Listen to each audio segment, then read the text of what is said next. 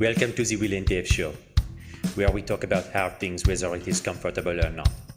We think these conversations are necessary and important. We think that having different opinions is crucial to a healthy discourse. So please, sit back, get comfortable, and enjoy.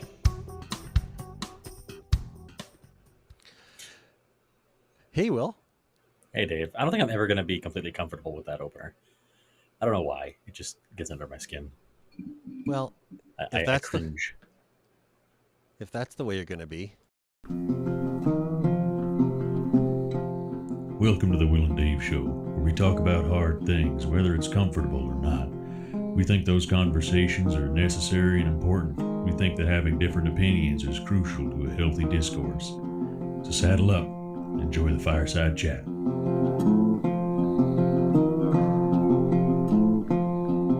If that's the way you're going to be.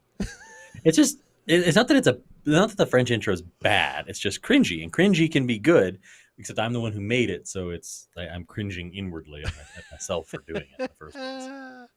So I have some weird feelings around it. I like the Sam one. I'm also a fan of the Sam Harris one. Sam Harris one I'm very proud of. It's not Sam Harris.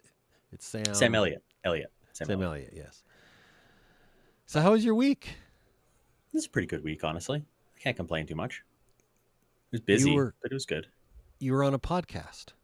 I was. I was a guest on someone else's podcast, which was really fun to do. It was really exciting. I was going to grab a clip, and I couldn't get more than 30 seconds without 18 instances of the F word or worse. So I just said, to heck with this. I might be part of the cause of that. I swore a fair bit.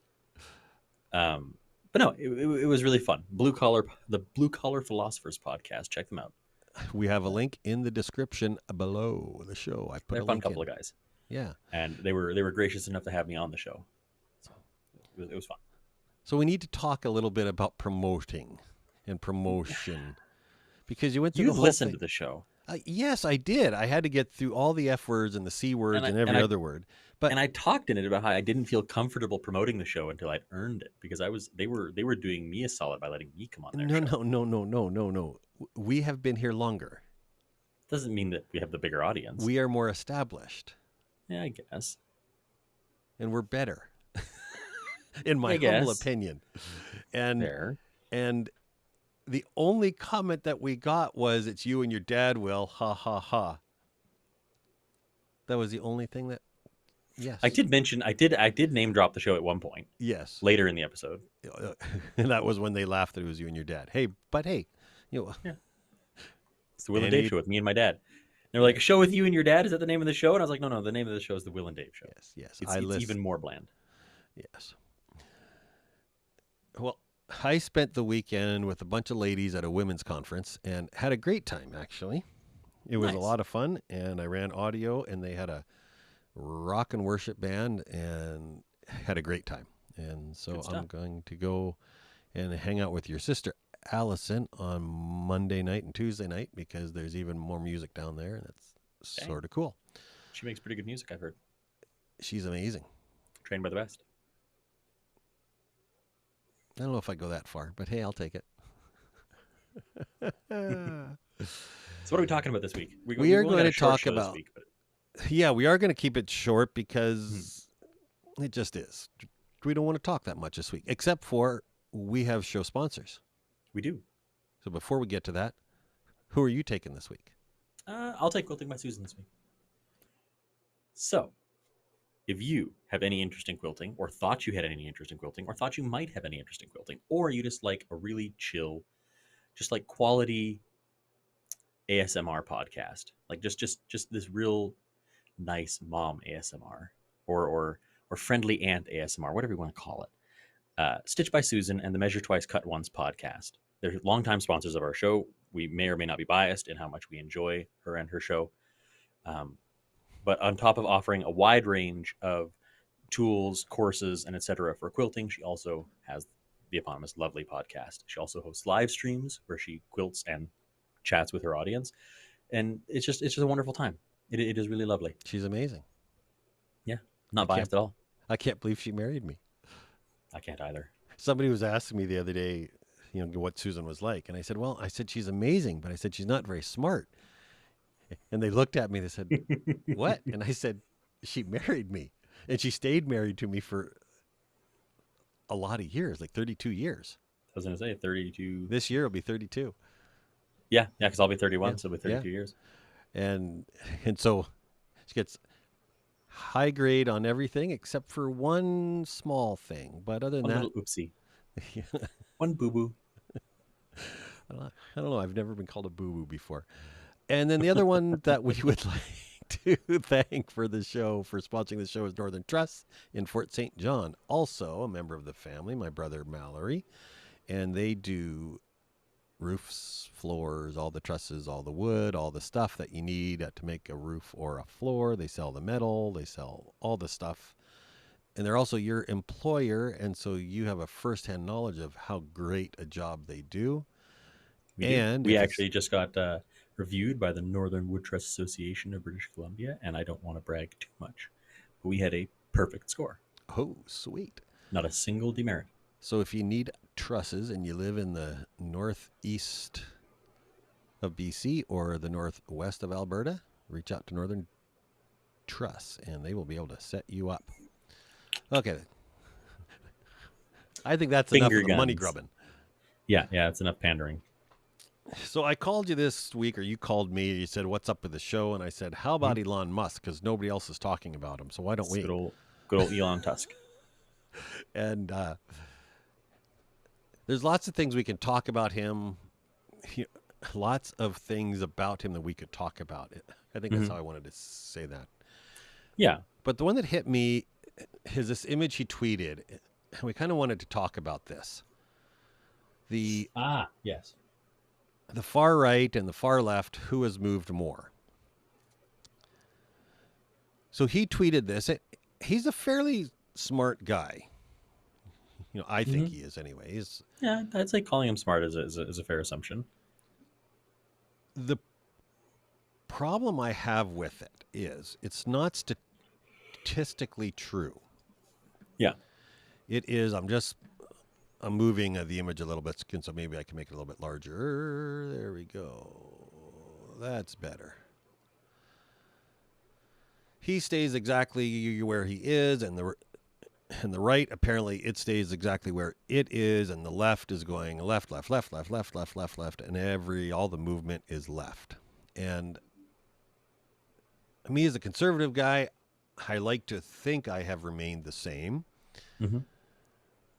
You as a progressive, I know that you have not remained the same over the years as I've known you your whole life. Yeah. You have moved left in your... Oh, yeah. The last decade has involved a lot of movement left. Yeah. But for most of the left, I don't know if this is an accurate representation of... of their position.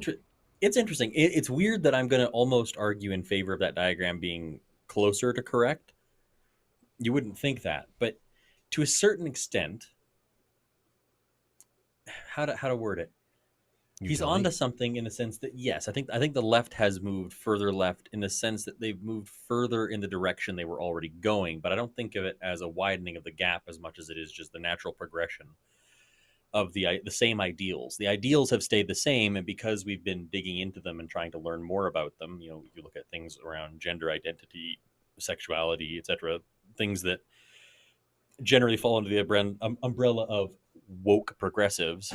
Right. We've learned a lot more in the last 10 years about how those work and the science behind them and the psychology behind them.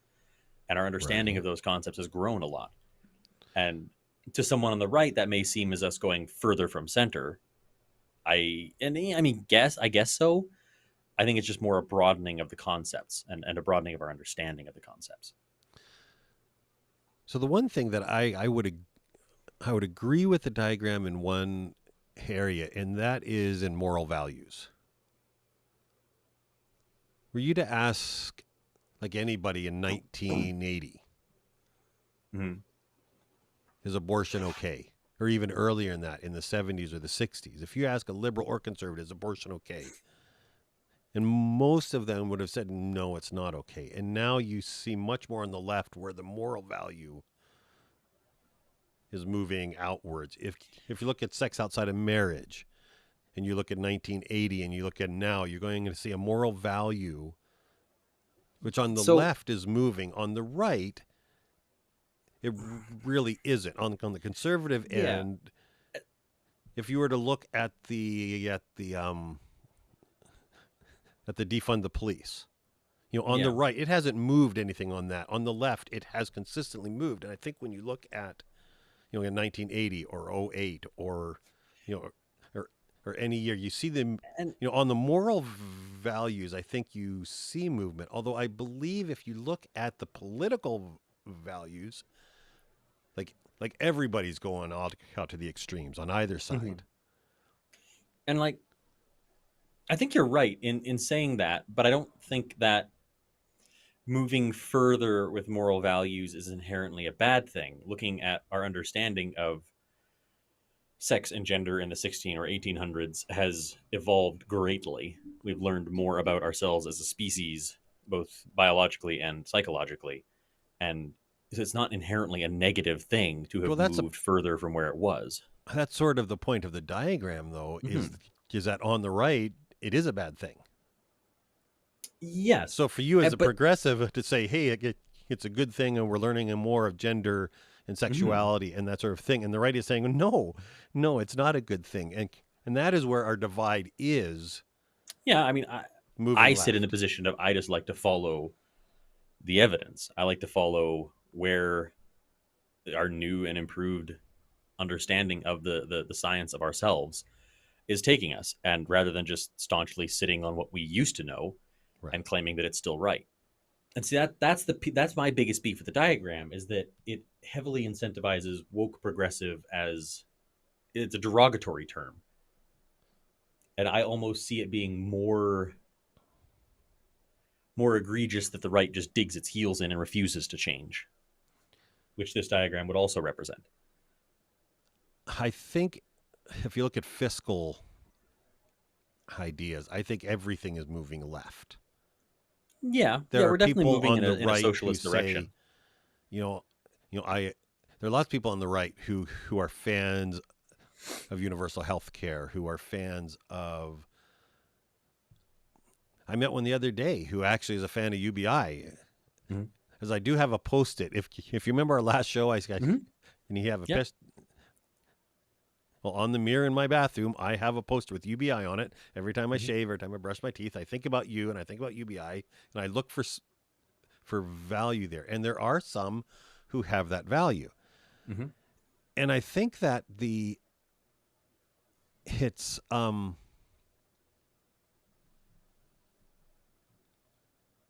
there are areas in the right to left where there is movement left, and I think it's equal. It is not at the same rate maybe that the left or the progressives are going, except but there is movement. I think it's the Yeah. moral end, on the police, on the sex, on the gender, and these ideas is where there is not as much movement on the conservative, and there is a lot on the left and on the liberal side.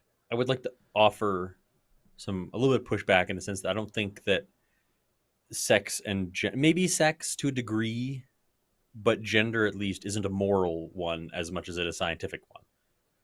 Our understanding of what gender is and isn't has improved. It's not just like we don't agree with it. It's that science no longer supports what we thought it was, what we thought it used to support. It doesn't. I hate to break it to you. I may or may not give you that because there are lots of smarter people than me, like Jordan Peterson, who don't agree with you. So Sort of. So His tunes changed a little bit in the last couple of years to a certain degree. So I'm not going to argue completely, but I'm not going to agree with you. And I have a weirdness on my camera. You see that on the top of my camera? It's weird. I do. That is strange. I don't know what it is. I don't even care. I don't know. It's YouTube. They'll forgive us. But yeah. So yeah, Elon Musk on Twitter. Long story short, I'm okay with him owning Twitter. I still stand by my previous statement from previous episodes that I don't like the fact that anyone has that much power. Yeah, but I also don't like the fact that Twitter as a corporation has as much power as it has. over our I'd political beat you up landscape. on that, and I saw the guys on the podcast were beating you up. Again, they were beating you up with foul language with about that one, whatever. so I'll let them beat you up. So moving on to 1984 and the Ministry of Truth. Trust. Whoop. No, the Ministry of Truth. Oh, is our new one the Ministry of Truth? I thought Ministry of Truth was the one from 1984. It is 1984. And I then the don't know Ministry why of Trust is this- the new one, isn't it? This is not supposed to be a screen share. This is wrong. This is wrong. Womp, womp, womp. That is wrong. Go away. There's supposed to be a new picture there, but I will find it. Give me a moment. Because I am the king of all things. Ministry of Truth. Oh, you know what? No, it's not. Our AV God. No, it's not. I lie. I'm supposed to be showing this. Ah, So last week or the week before, I can't remember, to be honest, our president here, who has a hard time getting a couple words in a row, although I will give him all credit. He had a good night at the correspondence dinner with Trevor Noah. mm-hmm. Actually, it was kind of funny. He has he created the, what's it called? I don't actually know what the bureau is called. A Disinformation Governance Board. Yes. Has recently been created to fight the spread of disinformation on the internet. Mm-hmm. And everybody on the right is calling it Ministry of Truth. Ministry of Truth from 1984, a novel by George Orwell. Yep, that's par for the course. And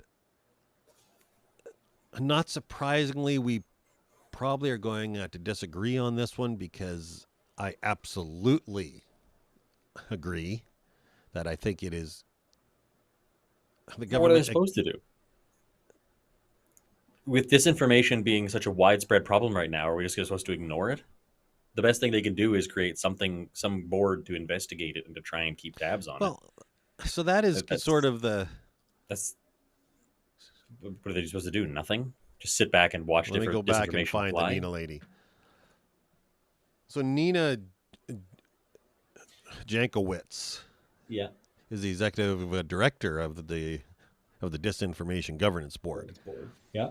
And everybody's saying she's a leftist, she's a crazy, et cetera, et cetera. There's all the right people, not not the left, actually. And she's young. Mm-hmm. She is educated Mm-hmm. fairly well. And she is, I believe, on the left side of center. Oh, yeah. I would say she is, yeah. And so you have to wonder if she is the director of this, where is it going to lead? Where is it going to lean? I don't see how it cannot lean left. I mean, it's a left government, so I'm not really surprised. I would be surprised if he picked some right-leaning Republican to run it. That'd be interesting. That'd be a West Wing DeSantis move Yeah. that I wouldn't suspect that of real life. That's an inside joke for you West Wing fans out there. So the government absolutely kills me at the best of times with its lack of efficiency. Yeah. Its lack of equality, its lack of fairness. And I'm not speaking at any governmental system, yours, ours. Mm-hmm. It is. Oh, Murray, you hit the nail on the head. Government media spreads the most blatant misinformation. I mean, I Look would at your hope so, but are we talking Canadian or American government right now? Well, the role is in the American government, although if they do it, you have to agree that the left is not going to be far behind, or the left. Your government won't be far behind No, they won't be. in doing it. So, And I mean, you're asking about whether or not a partisan group creating a partisan function within its group is going to have partisan views, and it probably is. I mean, it's not ideal, obviously, but it's going to happen. It remains to be seen how harsh that partisan leaning is going to go. I would love to think that people within the group would be more critical of their own government, but I mean, So when you read the sign here, the Psaki, he said, $3.99. Sorry. Yeah. The Psaki said, it would be monitoring misinformation on such things as COVID-19 and elections. Yeah. Well, there's a number of areas of COVID-19 where the government got it wrong. Like it may or may not have started in a lab. And so what viewpoint are they going to take? I would like to think that their primary function, at least in that regard, in regards to working with their own incumbent government, is going to be one of centralizing that information. Because a lot of the misinformation that we saw from the Biden administration during COVID, or from the government in general during COVID, was due to the fact that you're getting it from multiple sources within the government that didn't have aligned statements. Where one politician saying information that might have been out of date at the time, or who himself might have been misinformed. So the federal government has no business in creating a Ministry of Truth, as Tom Cotton wrote. The Department of Homeland Security's Disinformation Board is unconstitutional and un-American, and I will be introducing a bill to defund this. Best of luck. If you could Go do nuts, that pal. in your best voice of Colonel Sanders, would have made more sense. The federal government has no business creating a Ministry of Truth. Disinformation Board is unconstitutional and un-American. I will be introducing a bill to defund it. That is why they come to our show right there. I mean, and Kyle is right. It's damned if they do, damned if they don't. If they don't do anything, they're going to get criticized for doing nothing to combat the atrocious spread of misinformation on the internet.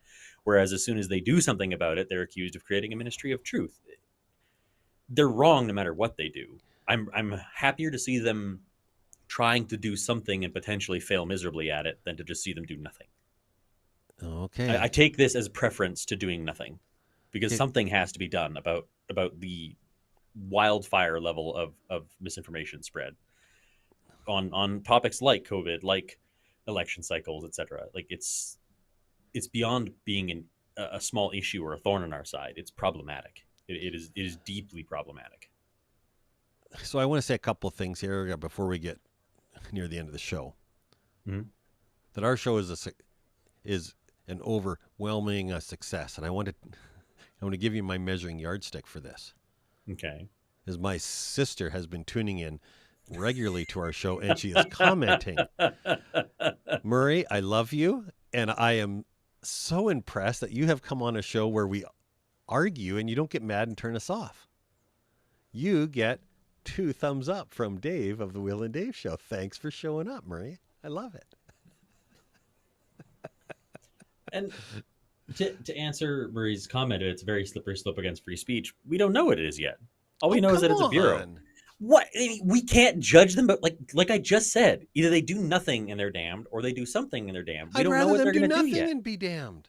Of course you would, but government they have to attempt to do something about this information. Why? Because it's rampant. So? What do you mean, so? We have to do something to combat it. Why? I'm not saying censorship. I'm just saying... Here's a start.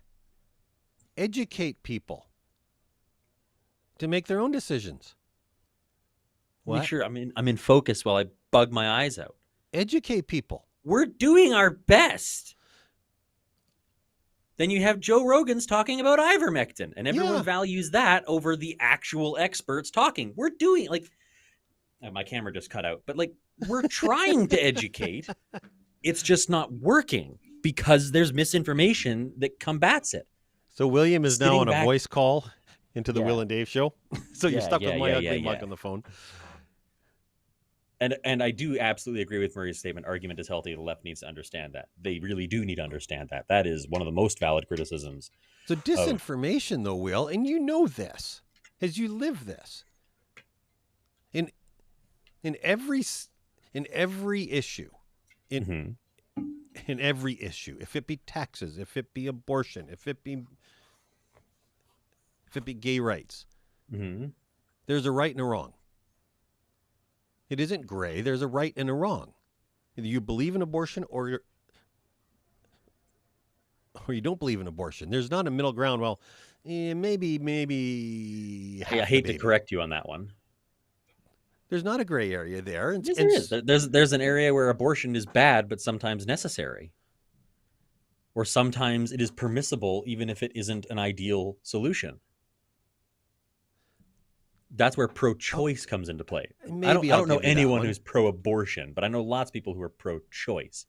But I think there's a lot of gray area there. But I think you would have way less argument on the right if it were actually used as that and not as I want the right to choose what I do. There's a right and a wrong on that argument. Who gets to choose the disinformation, over the person who says, I think it's wrong. This is my viewpoint. And I don't think those are the things they're tackling. They're tackling things like COVID or election let's look at elections. Okay. So I voted for Trump. And I was happy. I was happy on the 6th of January when, or on the 11th or whatever whatever transfer power is. He lost the election. I'm okay with that because I'm a sort of an educated guy. I'm okay with it. It's over. You don't need a Ministry of Truth or a Disinformation Governance Board to convince me. You just need to have the information. What you do need them for is to monitor things like groups trying to weaponize misinformation. William. Yes. Like, are we supposed to just sit back and let it happen? Yeah. No. Why? Fuck that. Educate. Yes, educate. Yeah. But that's not what the disinformation board We don't know what they're supposed to do. We don't know. We don't know jack shit except for what they're called and the lady who's running it.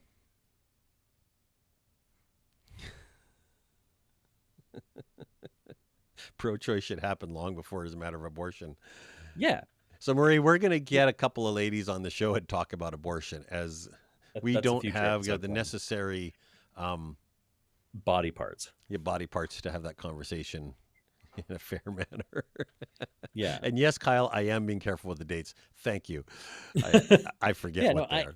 I understand the trepidation over it, and I understand our concern that it's going to be abused, but we can't assume already that it is. William. Has the government ever done anything in a reasonable manner? Any government anywhere? I mean, I'm sure they have done some things. Look at the GST in Canada. It was going to be in place for 5 years. All right, cool. Healthcare. It's not perfect, but they did it. We got it. It's got problems, but it's here. Okay. Financial assistance during COVID. Not ideal, but we got it. It's here. I mean, I'm not saying they're perfect solutions because there's no such thing. Like your statement that there's a right and a wrong applies to virtually nothing. The whole world is shades of gray. Everything that we do, especially on a government policy level, is going to be shades of gray because there are going to be people on both sides who disagree. It's just a matter of which side has more votes that gets to decide the way it's actually going to turn out. There isn't a right or a wrong all the time like that. Certainly not when you're talking about large groups of people. There's a right or a wrong to you. Okay, I'll give you that one. There's a right or wrong to me, and there's a right and a wrong for you. There is. You're absolutely right. As you see it one way, I see it another way. So there is a right and a wrong. We're just looking at it from two perspectives. Yeah, and I have to. So when you have a government entity, who is the disinformation? Oh my God. Who gets banned? Who gets? It's not a matter of who shadow gets banned, etc. Having a group like this is in theory. We still don't know exactly what the group's going to do, but in theory, I would assume that their job is not to find Joe Blow sharing weird things on Facebook. I'm assuming their job is to find things like attempts from foreign countries to influence our own political advertising within our online space because they know how much stock we put on what we see on social media. And so if they buy up ads pushing for certain political agendas. Let's look at COVID, Will. Let's look at COVID, Dave. There are lots of smart people who thought that COVID was a hoax. Yes. Really smart people. And it turned out it wasn't. Surprise. No, I'm not going to argue that one.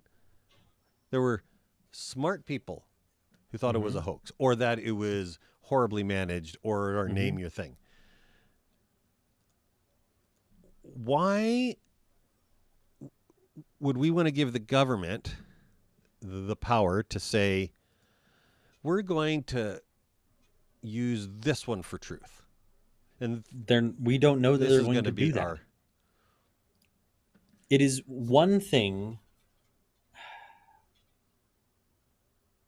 This is all coming around to a very hard to navigate and hard to manage situation where you and me butt heads on this all the time, which is I have scientists that say this, you have scientists that say that.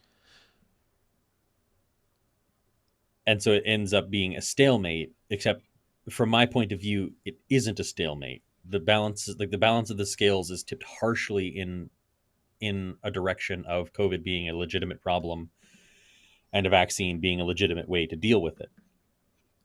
And we can beat our heads against that. And I don't know if things like talking about that is going to be what this bureau does. We don't know. We won't know until they start doing things. And for all we know, they may not do anything. Their job may just be to observe and report to the president. We don't know.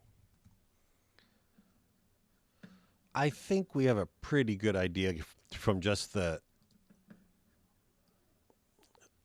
I'm sorry, Will. I just have to do this. Who were the ones investigating Rebel News? I Yes, before I had a mustache. I had to throw that on there. On the phone, William Smith. And I agree, Kyle. That sounds like an awful thing, but we don't know that anything's going to be handed out. We don't know. We know nothing about what they're doing yet. We have a name and one person who's going to be directing it, and that's the extent of our knowledge so far. I would like to draw I'd love to draw parallels with like the enactment of our last two Supreme Court justices in the States and how the left cried and screamed about how they were going to backtrack on every progressive decision that the Supreme Court has made in the last decade or whatever, and they haven't. I mean, they're investigating a few of them, but they haven't. They've generally done their jobs quite admirably. And obviously the Supreme Court is a unique case because they're kind of above most pressure from other portions of government. But always assuming the worst of every new group is a great way to just be hyper pessimistic about it all. I'm still not hopeful that it's going to be good, but assuming this absolute worst. Ripe for disaster. And I think... Go ahead.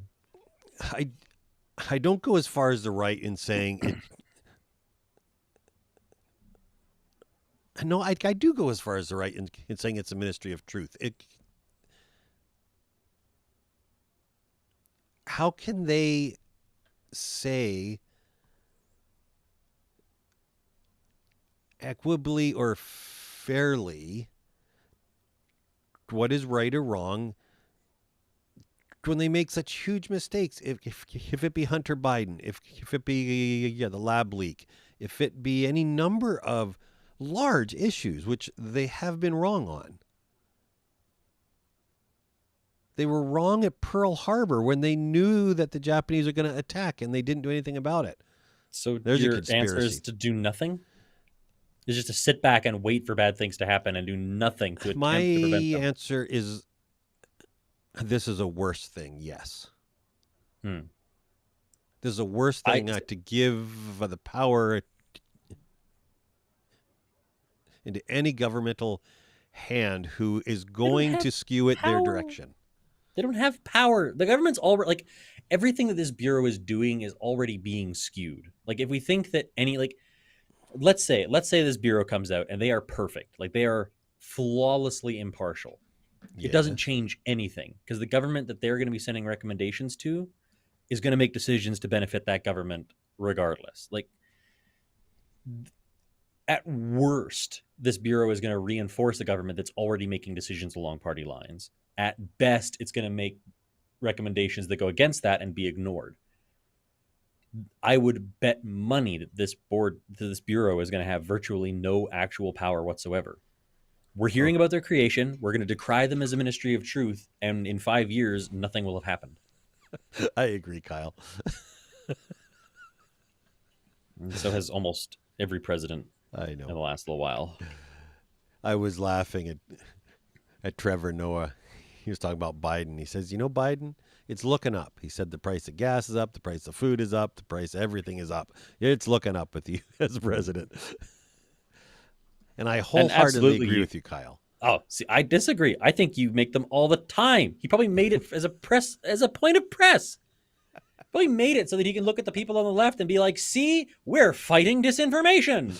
And it's a bunch of people that are officially on a board and get paid a little bit of extra, a little bump their way to show up to a meeting once a month and do fuck all.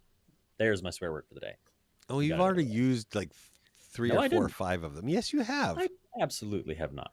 Yeah, go back and listen to the episode. I might have to now. And we don't know how it's going to be enforced. We have absolutely no clue. We don't know if they'll be doing any enforcing or if they're just a board for recommendations. We don't know. We know nothing. And Murray, you picked this episode to tune into. I know. I just think we're jumping the gun. There's a term for it. Not jumping the gun, but we're leaping to wild conclusions with little to no information. Oh, Kyle. You thinking the government won't be wasteful? Your sarcasm is just dripping off of that comment. And this after spending the afternoon with William. I feel sorry for you. Well, William, it's been fun. Hey, we disagreed. We did. We argued quite vehemently. It's been a while. Vehemently. Oh, Murray, I agree. It's one of the things that drives me crazy about governments. And so, yeah. William, another week in the books. Yep. I hear you typing on your computer. Oh, sorry. I didn't realize my keyboard was that loud. Are you sending me a message or are you texting somebody else? Ooh. No, I'm writing something down to remember to look up later. Okay. I heard you going on the other podcast again. Is that true? Potentially, yeah.